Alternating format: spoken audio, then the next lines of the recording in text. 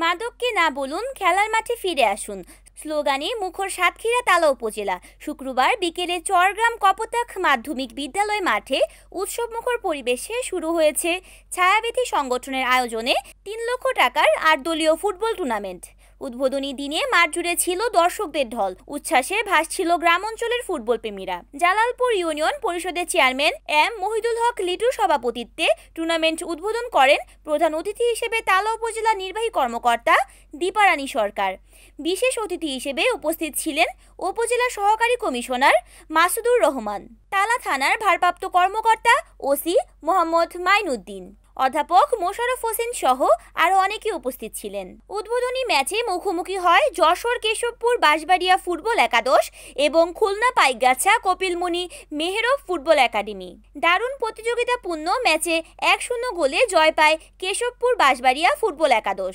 শুরু থেকেই দুই দল আক্রমণ পাল্টা আক্রমণে খেলা জমিয়ে তোলে। খেলায় সহযোগিতায় ছিলেন উপজেলা ক্রীড়া সংস্থা ও আদর্শ চরগ্রাম।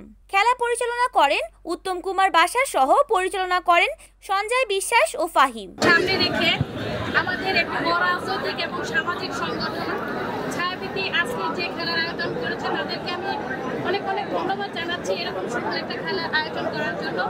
আর এখানে আমার আজকে প্রথম আসার পরে এত মানুষ দেখে আমি সত্যি খুশি হয়েছি যে মানে অল্প দিনের ডাকে এরকম একটা সুন্দর আয়োজন করেছে। এটা ঐতিহাসিক একটি খেলার আয়োজন এবং এই খেলার সাথে আসলে সবারই বোধহয় আবেগও কিছুটা জড়িত আছে। তো আজকের এই আয়োজন আসলে জেলাবাসীকে আমি ধন্যবাদ জানাচ্ছি। মাদককে না বলি, খেলার দিকে আমরা এগিয়ে আসি।